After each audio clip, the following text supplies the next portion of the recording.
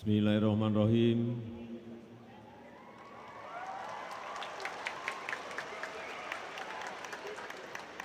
Assalamualaikum warahmatullahi wabarakatuh.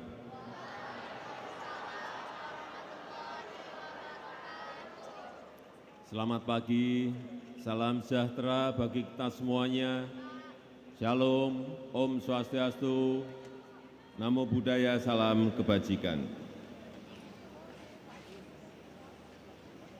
Yang saya hormati Ketua dan Pimpinan Lembaga-Lembaga Negara, hadir bersama kita Ketua MPR RI. Yang saya hormati para Menteri Kabinet Indonesia Maju, yang mulia para Duta Besar negara-negara sahabat, yang saya hormati Gubernur Sumatera Utara beserta para gubernur dan para bupati, wali kota yang hadir, yang saya hormati Ketua Dewan Pers, Ibu Nini Rahayu, beserta seluruh jajaran pengurus Dewan Pers, yang saya hormati Ketua PWI Pusat, Bapak Atal S. Depari, beserta seluruh jajaran pengurus, yang saya hormati Panglima TNI dan Kapolri, beserta seluruh Kepala Staf yang hadir, Kepala Staf Angkatan Darat, Angkatan Laut, dan Angkatan Udara. Yang saya hormati tokoh pers, rekan-rekan wartawan, hadirin dan undangan yang berbahagia. Pertama-tama, atas nama rakyat, atas nama pemerintah, saya menyampaikan selamat Hari Pers kepada seluruh insan pers Indonesia dimanapun Bapak, Ibu, dan saudara-saudara berada. Sekaligus mengucapkan terima kasih kepada pers nasional atas kontribusinya kepada bangsa dan negara.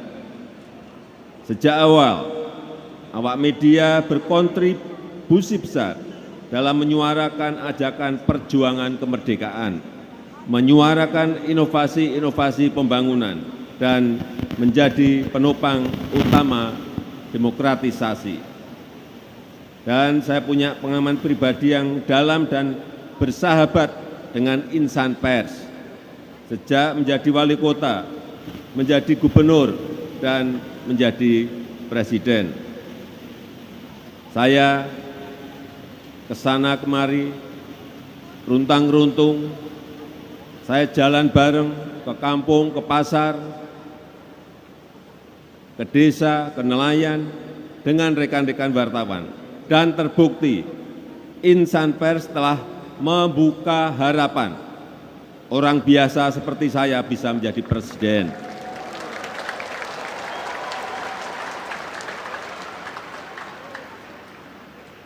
Bapak Ibu insan pers yang saya banggakan, pada hari peringatan Hari Pers Nasional sekarang ini, saya ingin mengatakan bahwa dunia pers tidak sedang baik-baik saja. Saya ulang, dunia pers tidak sedang baik-baik saja. Dulu, isu utama dunia pers adalah kebebasan pers. Selalu itu yang kita suarakan. Tapi sekarang apakah isu utamanya tetap sama? Menurut saya sudah bergeser. Karena kurang bebas, apalagi kita sekarang ini. Pers sekarang ini mencakup seluruh media informasi yang bisa tampil dalam bentuk digital. Semua orang bebas membuat berita dan sebebas-bebasnya.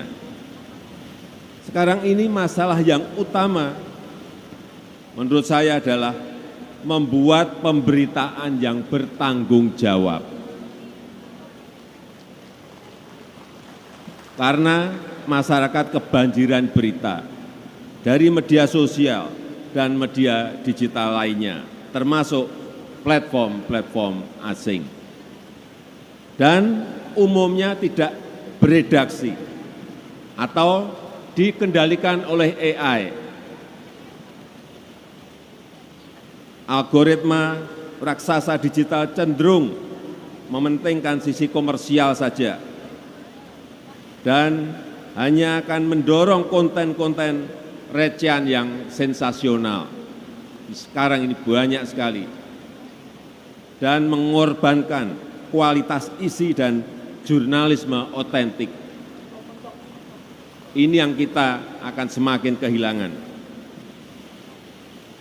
Hal semacam ini tidak boleh mendominasi kehidupan masyarakat kita. Media konvensional yang beredaksi semakin terdesak dalam peta pemberitaan. Yang kedua, keberlanjutan industri media konvensional juga menghadapi tantangan berat. Saya mendengar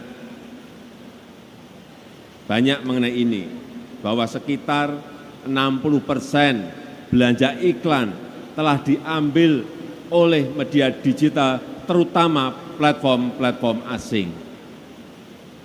Ini sedih loh kita. Sehingga tadi malam saat makan durian, saya mengundang beberapa tokoh insan pers untuk berbicara mengenai ini. Kita tahu bahwa Menkominfo baru saja mengajukan izin prakarsa mengenai rancangan perpres tentang kerjasama perusahaan platform digital dengan perusahaan pers untuk mendukung jurnalisme yang berkualitas. Tapi ada usulan lain, rancangan perpres tentang tanggung jawab perusahaan platform digital untuk mendukung jurnalisme yang berkualitas. Saran saya, bertemu, kemudian dalam 1 bulan ini harus selesai mengenai perpres ini. Jangan lebih dari 1 bulan. Nah, saya akan ikut nanti dalam beberapa pembahasan mengenai ini. Sekali lagi, sekitar 60% belanja iklan telah diambil oleh media digital, terutama platform-platform asing. Artinya apa? Sumber daya keuangan media konvensional akan semakin berkurang terus. Larinya pasti ke sana. Dan sebagian sudah mengembangkan diri ke media digital, tetapi dominasi platform asing dalam mengambil belanja iklan ini telah menyulitkan media dalam negeri kita. Kemudian yang ketiga, kedaulatan dan keamanan data dalam negeri juga harus menjadi perhatian kita bersama. Data adalah new oil yang harganya tak terhingga. Dan para penguasa data bukan hanya bisa memahami kebiasaan dan perilaku masyarakat. Dengan memanfaatkan algoritma, penguasa data dapat mengendalikan preferensi masyarakat. Ini yang kita semua harus hati-hati. Dan hal ini harus menjadi kewaspadaan kita bersama. Hati-hati dan waspada mengenai ini. Bapak Ibu yang saya hormati, di tengah suasana seperti ini, insan media arus utama, media mainstream, justru sangat dibutuhkan untuk menjadi rumah penjernih informasi. Penting sekali menjadi clearing house of information, menyajikan informasi yang terverifikasi dan menjalankan peran sebagai communication of hope yang memberi harapan kepada kita semuanya. Peran utama media kini semakin penting untuk mengamplifikasi kebenaran dan menyingkap fakta, terutama di tengah keganasan post-truth, pasca fakta dan pasca kebenaran. Media arus utama diharapkan mampu menjaga dan mempertahankan misinya untuk mencari kebenaran, searching the truth, dan membangun optimisme. Oleh karena itu, saya minta semua pihak baik kepada lembaga pemerintah pusat dan daerah, BUMN, perusahaan swasta, lembaga swadaya masyarakat, untuk mendukung keberadaan media arus utama. Memang untuk bisa eksis berkelanjutan media arus utama harus melakukan inovasi-inovasi, harus adaptif terhadap teknologi dan melakukan langkah-langkah strategis. Namun media massa tidak boleh dibiarkan berjalan sendiri. Pemerintah dan semua pemangku kepentingan harus memberikan dukungan. Terakhir, memasuki tahun politik, media massa harus tetap berpegang teguh pada idealisme, objektif, dan tidak tergelincir dalam polarisasi. Media harus mendorong pelaksanaan pemilu 2024 supaya berjalan jujur dan adil serta meneguhkan persatuan Indonesia. Media massa harus tetap menjadi pilar demokrasi yang keempat dan menjadi referensi utama bagi masyarakat dalam mendapatkan informasi.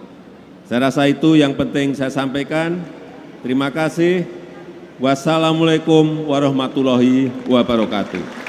Selanjutnya kepada Bapak Presiden dimohon berkenan melakukan pengetikan tulisan HPN pada mesin tik dan dimohon berkenan mendampingi untuk naik ke atas panggung Ketua MPR, Menko Polhukam, Menteri Sekretaris Negara, Menteri Komunikasi dan Informatika, Gubernur Sumatera Utara, Bupati Deli Serdang, Wali Kota Medan, Ketua Dewan Pers dan Ketua Penanggung Jawab HPN 2023. Kami silakan.